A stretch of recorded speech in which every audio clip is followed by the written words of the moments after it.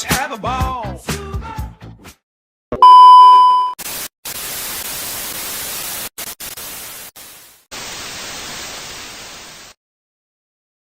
Assalamualaikum warahmatullahi wabarakatuh. Perkenalkan, nama saya Indah Marhanisa Putri. Saya akan mempresentasikan materi usul fikih tentang amr, nakhal, am, khos, next, dan masuk. Langsung saja pembahasannya.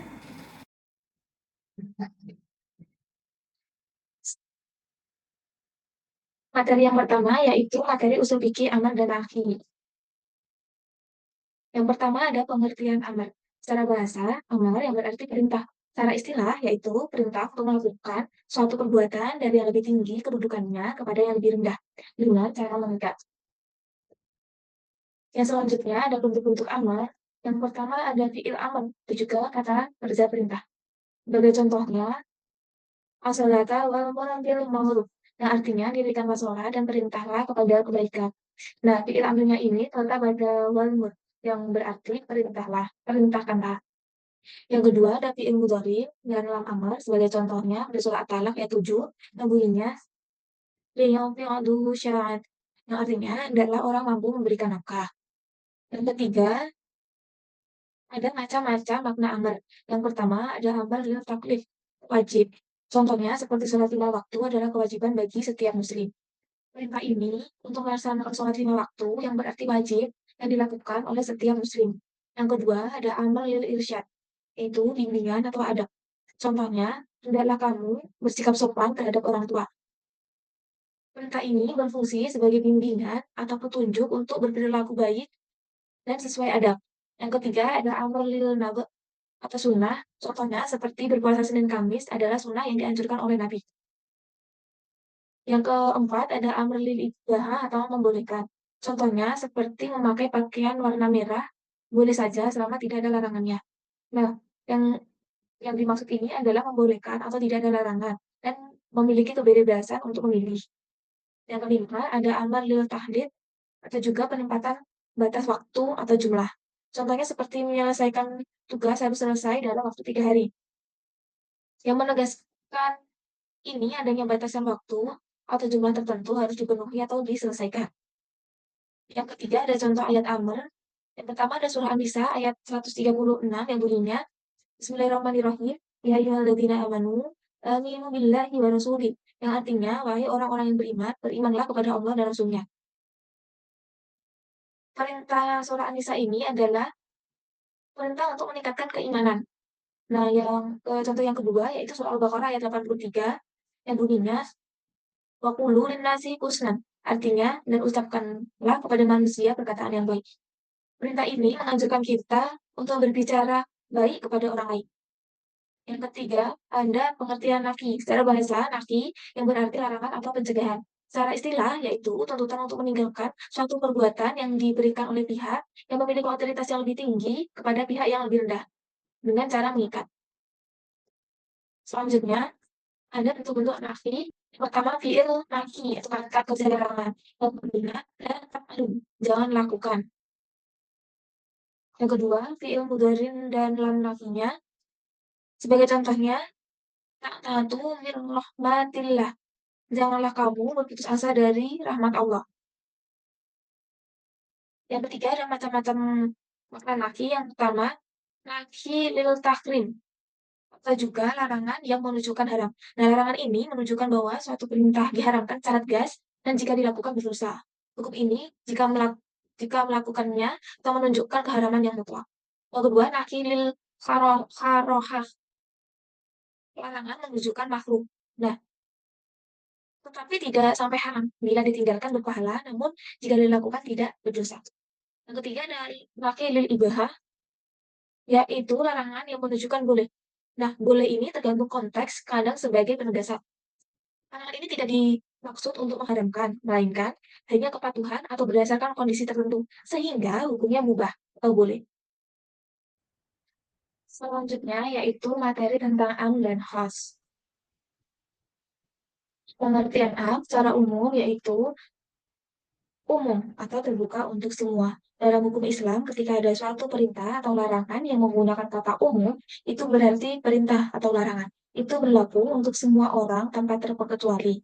Jadi, yang dimaksud am ini adalah suatu yang dilakukan untuk umum, untuk seluruh umat Islam. Yang kedua, ada contoh am dalam Al-Quran dan Hadis. Seperti contohnya surat Al-Baqarah ayat 183, yang artinya, wahai orang-orang yang beriman, diwajibkan atas kamu berpuasa. Nah, ayat ini memerintahkan untuk semua orang yang beriman. Perintahnya bersifat umum, berlaku untuk seluruh umat muslim. Yang kedua, contoh hadisnya, yaitu seperti di PPT ya, yang artinya sesungguhnya Allah telah mewajibkan zakat atas harta kalian. Hadis ini juga berlaku untuk semua orang yang memiliki harta yang memenuhi syarat, karena zakat adalah kewajiban bagi seluruh umat yang mampu. Selanjutnya ada ciri-ciri am. Yang pertama, kalimatnya biasanya menggunakan kata yang mencakup semua orang, seperti wahai orang-orang yang beriman. Yang kedua, tidak ada pengecualian atau batasan dalam perintah atau larangan tersebut.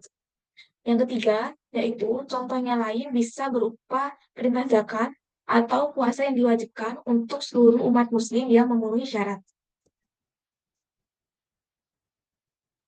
Yang ke materi kedua, ya materi yang keempat, maaf, ada pengertian khas. Khas. Secara umum, khas artinya khusus. Dalam hukum Islam, khas adalah lafaz atau kalimat yang hanya berlaku untuk orang, kelompok, atau keadaan tertentu saja. Tidak ada untuk semua orang. Yang kedua ada contoh dalam Al-Quran. Seperti surat Taubah ayat 60,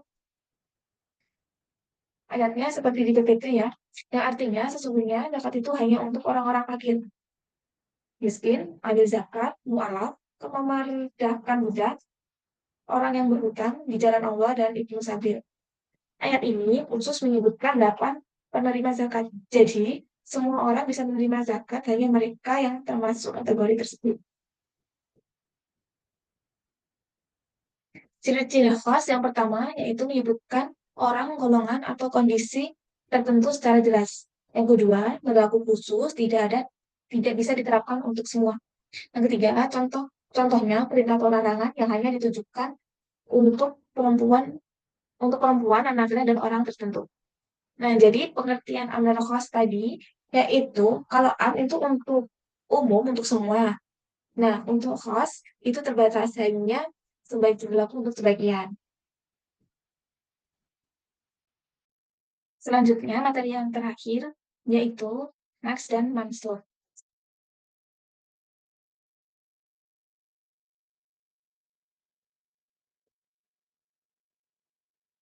Yang pertama ada pengertiannya yaitu Naks adalah menghapus, mengganti, atau mencabut hukum syariat yang lama dengan hukum yang baru. Pembagian Naks, yaitu yang pertama ada Naks pada tilawah dan hukumnya. Nah, ayat ini yang dulunya dibaca dan mengatur suatu hukum, kemudian dibatalkan baik bacaannya maupun hukumnya. Maksudnya adalah ada ayat yang sebelumnya kita baca dalam Al-Quran, tetapi kemudian baik teks ayatnya maupun hukum yang terkandung di dalamnya dihapus atau tidak berlaku lagi. Ini menunjukkan adanya perubahan dalam hukum Islam. Yang kedua ada next sih pada hukum tilawahnya yang tepat. Ayat yang mengubah hukum, namun bacaan pertama tetap ada. Maksudnya adalah ayat yang mengubah hukum tertentu, tapi bacaan ayatnya yang pertama tetap ada dalam Al-Quran. Hal ini menunjukkan bahwa meskipun hukum bisa berubah, teksnya tetap dipertahankan. Yang ketiga ada nas pada bacaan hukum tetap. Ayat ini dihapus bacaannya, tetapi hukum yang terkandung tetap berlaku. Ada ayat yang dibaca sebelumnya, namun teks ayat tersebut dihapus dari Al-Quran. Meskipun bacaan ayat tersebut sudah hilang, hukum yang terkandung di dalam tetap diterapkan. Contoh next. Salah satunya yaitu hukum warisan. Nah, dalam hukum warisan adalah perubahan atau penghapusan ketentuan hukum warisan yang lama dengan ketentuan baru berdasarkan wahyu atau keputusan hukum yang lebih relevan. Contohnya, pada awalnya anak laki-laki menerima bagian warisan yang lebih besar daripada perempuan. Namun, Dalam Wahyu yang lebih baru, pembagian warisan disesuaikan dengan aturan yang lebih adil, seperti dalam surah An-Nisa ayat 11 yang mengatur pembagian warisan secara lebih terperinci dan adil. Selanjutnya ada pengertian mansukh. Pengertian mansukh adalah hukum atau ketentuan syariat yang telah dihapus atau digantikan dengan hukum yang lebih baru atau lebih relevan. Pembagian mansukh ini yang pertama ada mansukh al-hukum atau penghapusan hukum. Hukum yang dihapus oleh hukum baru yang datang setelahnya, tetapi tetap mempertahankan bacaan atau lafaz dari ayat atau hadis yang sama. Yang kedua ada mansukh al-qiraah atau penghapus bacaan. Nah, ayat yang dulunya dalam teks Al-Quran tetapi bacaan dan lafaznya dihapus, namun hukumnya tetap berlaku. Yang ketiga ada mansukh al-hukum wal al-qari'ah qiraah atau penghapusan hukum dan bacaan. Hukum dan bacaan nafs dihapus sekaligus oleh hukum yang lebih baru. Yang keempat ada mansukh dalil, penghapusan dengan dalil lain. Nah, naks yang dilakukan dalam dalil lebih kuat atau datang belakang dari sumber yang sebelum ada, seperti perbedaan antara Al-Quran dan hadis yang datang setelahnya. Contoh mansukh salah satunya mengharamkan khamar. Nah, sebagai ayat di atas, yang artinya, wahai orang-orang yang beriman, sesungguhnya minuman keras, berjudi, berkurban untuk berhala, dan mengundi nasib dengan anak panah adalah perbuatan keji, dan termasuk perbuatan setan. Maka jauhilah perbuatan-perbuatan itu agar kamu beruntung. Nah, ayat ini menjelaskan bahwa khamar dan judi adalah bagian dari perbuatan setan yang harus dijauhi oleh orang-orang yang beriman. Tidak ada pengecualian atau pembenaran untuk kedua hal tersebut, dan hukum telah ditegaskan sebagai haram. Demikian presentasi dari saya mengenai usul fikih tentang amr, nafi, khos, naks, dan mansukh. Semoga yang saya sampaikan bisa bermanfaat bagi kita semua dan menambah wawasan kita semua. Bermaaf jika ada salah kata atau kekeliruan dalam penyampaiannya. Terima kasih perhatiannya teman-teman. Wassalamualaikum warahmatullahi wabarakatuh.